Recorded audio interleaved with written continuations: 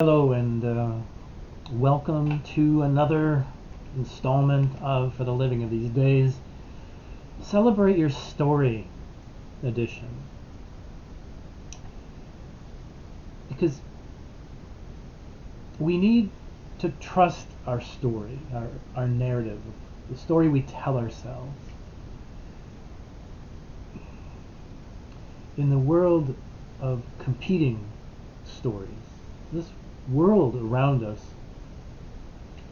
will do all it can to define our story and to write the narrative for us. And I think we need to take control of that. Psalm 139 has been resonating with me today, and I love verse 14. I praise you, for I am fearfully and wonderfully made. Wonderful are your works that I know very well. That we are fearfully and wonderfully made. So what is your narrative? What is the story of you? And to recognize those stories that have been cut and pasted into your life by other people, or by our society, or by our politics, or by you name it. Celebrate your story and rediscover you. Let your life speak. So what is your narrative? The story that you tell yourself. Have you surrendered to the tyranny of the perfect? What scars do you have that you are ashamed of because the world says that you are to be ashamed of them? Why are you ashamed of them? What is your disability? And why can't you celebrate who you are? For we all carry a disability. We all have our inner wheelchairs. I'll get to that in a moment. What holds you back? Are you afraid of being vulnerable? Embracing your body, your mind, your heart, your soul. To celebrate you, unencumbered by the world's definition. But to know that if you are created in the image of God, this is where I have been sitting today, in that image. O Lord, you have searched me and known me, the psalmist speaks. You know when I sit down, when I rise up. You discern my thoughts from far away.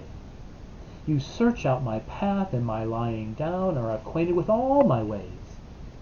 Even before a word is on my tongue, O Lord, you know it completely. You hem me in behind, before, and lay your hand upon me. Such knowledge is too wonderful for me. It is so high that I cannot attain it. So a story from today. My story. So I'm a person living with a disability, and my chosen mode of getting from point A to point B is a wheelchair.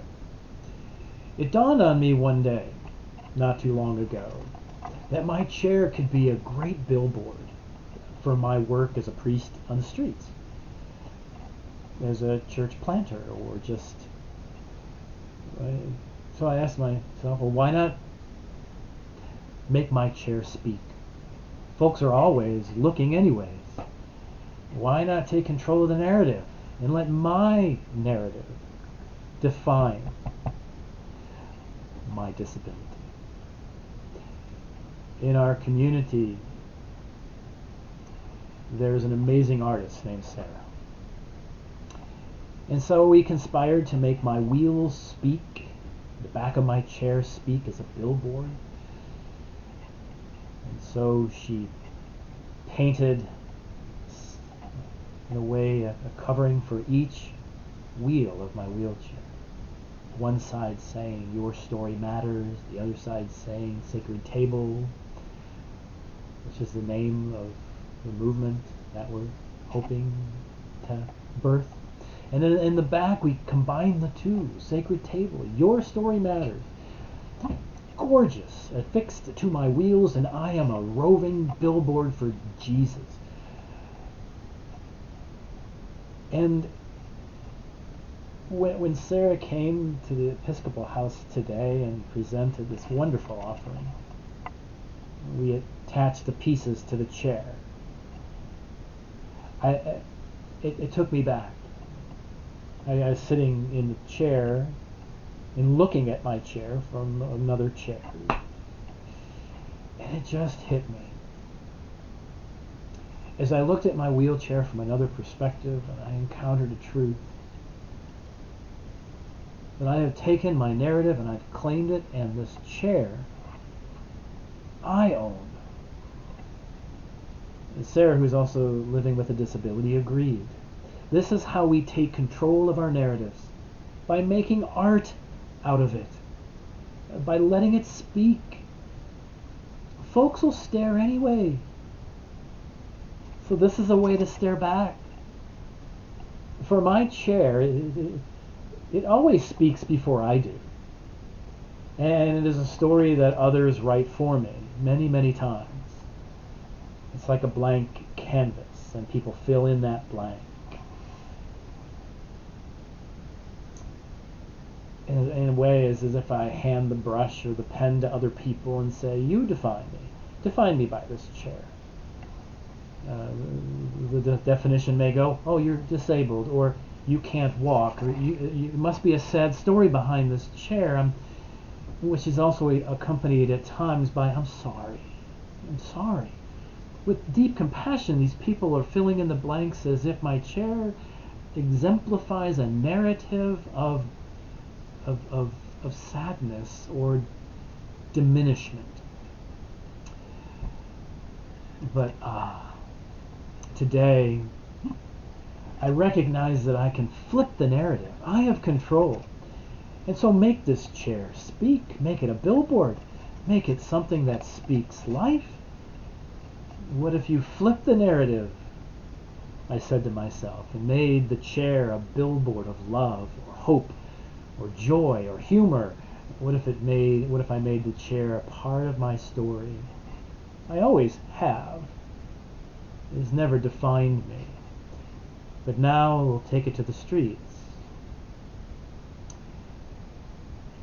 They're going to look anyways, I said, so why not give them something to look at and share the love, the power of God, share my narrative with them that may connect to their narrative of broken places, and let them speak through the broken places, loud and proud, to say, this is me. I am not going to let others or let this world define me. I am going to own my story, and I'm going to dance with it, and I'm going to color it, and I am going to make art out of it. Wow, it was an epiphany today in that. Now I know that there are many disabilities, and I know that there are many disabilities that go unseen, that are invisible. Well then, you can still claim your narrative, identify the visibility or the auditory evidence of that disability, and let it speak life and proclaim your ability. Be creative, use your imagination, color your world, let your life speak. For everyone does have a disability. Everyone has some part in their life that is a broken place. But boy, in those broken places, God can surely shine the brightest. So make your scars into stars, as I once heard. Let your life speak, claim your narrative, and let it be a work of art. Claim it and proclaim it to the world, to say, this is me. This is my story. For I am fearfully and wonderfully made. Wonderful are your works, O Lord, that I know very well. I'm thinking of Parker Palmer's book. I'll close with a few quotes from his book, Let Your Life Speak. And it's about listening to the voice of your vocation, who you are in your narrative, and who you are in this world. He writes, before I can tell my life what I want to do with it, I must listen to my life telling me who I am. before I can tell my life what I want to do with it, I must listen to my life telling me who I am. Let your life speak to you. It has a beautiful song to sing you, because God is in that narrative. Again, he says, before you tell your life what you intend to do with it, listen for what it intends to do with you. Before you tell your life what truths and values you have decided to live up to, let your life tell you what truths you embody, what values you represent. For I am fearfully and wonderfully made. Wonderful are your works, for I know them very well. Your life speaks before you do. Your body speaks, your narrative. And yeah, we can be a hot mess and we can have our broken places, but boy, when you embrace you and know that God's image shines through those places, you celebrate and you own it and you dance in it. Though striving always to be the best version of ourselves.